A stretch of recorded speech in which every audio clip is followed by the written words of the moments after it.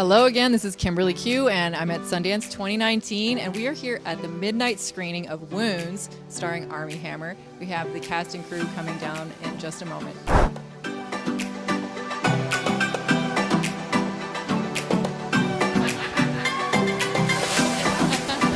us a bit about your character.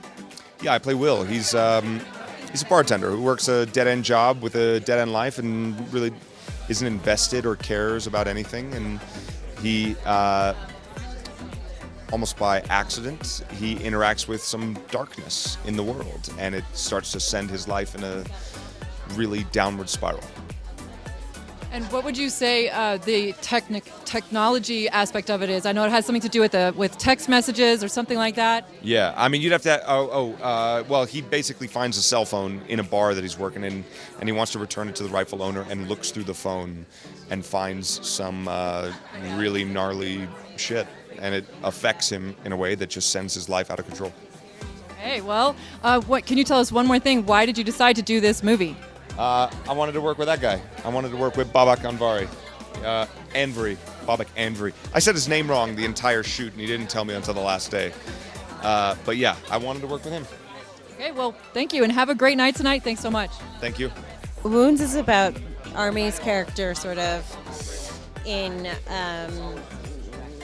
kind of a reflection on like the decomposition of the ego and the male ego, and I play his best friend, and we have sort of a connection that could maybe lead to something more, but essentially I'm sort of this foil to his character where we come from the same place, but there's sort of like a fork in the road, and we each sort of make different decisions. So yeah, that's my character.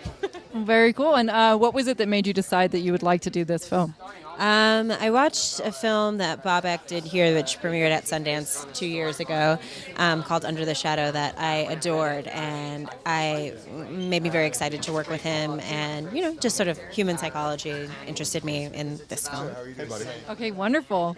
Well, thank you, and have a great night tonight. Thank you. Hello, congratulations. Hi, thank you very much.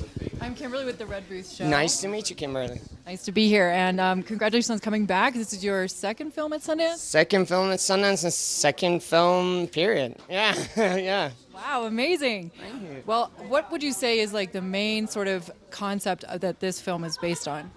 The main concept of this is about an unraveling of a man who's very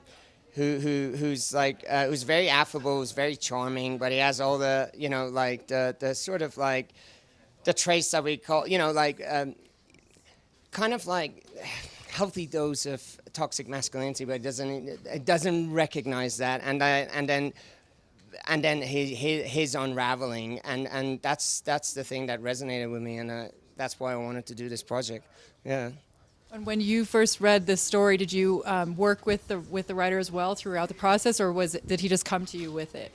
How did that happen? So as I was writing the script, Nathan was really involved. He read every single draft and really helped me out. Always went back to him if I needed advice, if I had a question. So yeah, and I hope he's proud of the final product. Yeah.